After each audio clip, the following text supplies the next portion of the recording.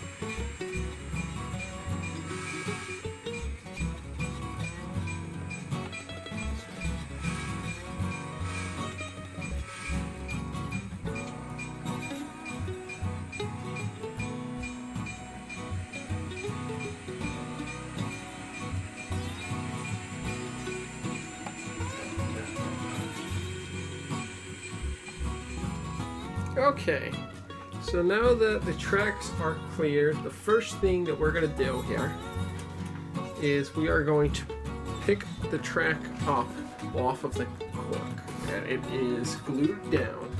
So what I'm going to do is I'm going to take my X-Acto here, and I'm just going to run it under the ties here to pick it all off of the cork.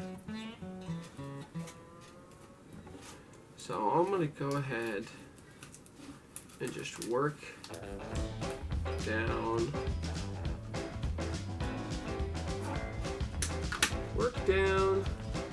the length of the track here.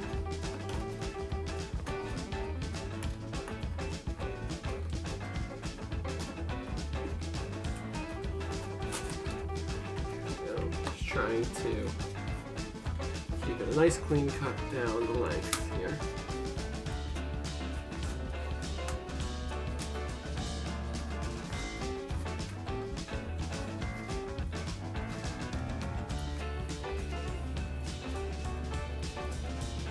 So I'm going to go ahead and run down the length here, and I'll be right back. Let's set up time lapse here and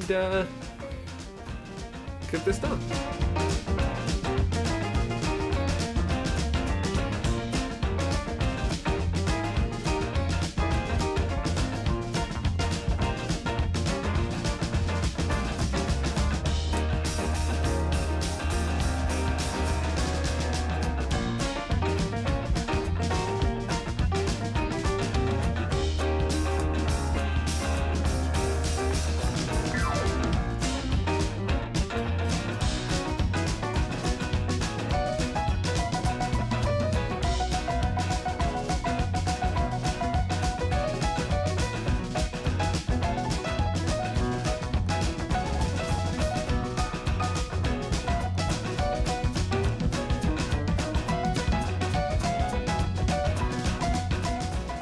Alright, well, the track is up.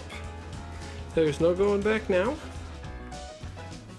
As you can see, we've gone ahead and torn up all the track and started to rip up some of the cork. I'm going to finish that up off camera just because I don't really need to see that. It's just going to be more of the same as tearing up the track. You know, just running my X-Acto under it to get it up off the foam. I might do a little bit of an outline around it with the X-Acto just in case some of the foam pulls up. I can just have a nice clean line around it, that way I don't tear up the whole board on accident. I also, if you noticed, about halfway through the time lapses there, soldering iron appeared, and that's because I forgot I had soldered in some feeders to the track here. So I got those down, those are out. There they are. I went ahead and popped those back under the layout, and I will reinstall some onto this track, and I might see if I can stretch the feeders from the other track to this track. I think I should be able to, but we'll see, and that'll get these two tracks powered with a feeder. But yeah, that's where we're at. So I'm going to pull up this cork, and I'll be back when we're prepped and ready to start laying some new cork and some new track. So I will return once that's done.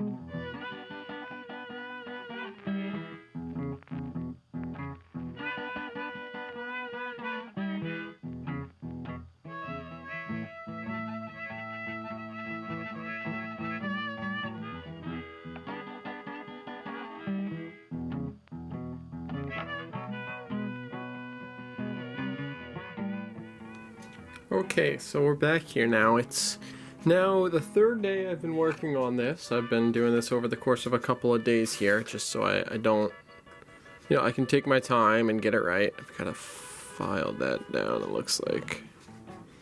But I've got this cork glued down for the new propane industry. And I've got the cork and the track glued down here for the second track of the loading docks, the team track that I'm going to be setting up here. So what I did for setting the track distance is I made a little jig using this toothpick. I cut notches where I wanted, how far I wanted the rails to be apart, so that way I could slide it along the rails in the notches, and as long as it stays in like that from this point on, these two tracks should be parallel as far as I know, because I don't have any real tool that I could use to do that. Oh, and there it goes, popping off. That proves that it was in grooves and not just sitting on there because it was under tension and then it slid off. But yeah, so these two tracks from here over ought to be parallel, so I can trim off all of this cork here, trim off a little bit of cork here, and then I should be able to set up a nice, 10-foot-ish roughly loading dock running down between the tracks. So I'm gonna get to work on this upper track here, getting that glued down, making sure it's all level. Might need to do a little bit of removing of some of the cork and refixing it and stuff like that, but we're making good progress.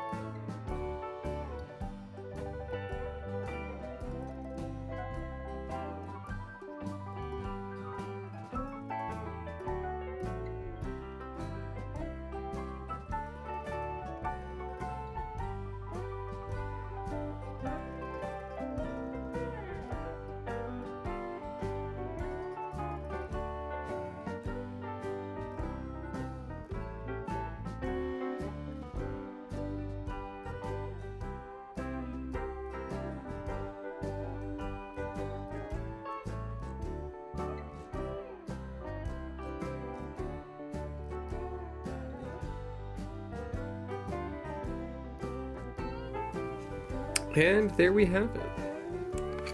We now have the track all 100% laid. You can see all the track pins are out. So now all that's left to do really is trim away this cork, which I'll do eventually.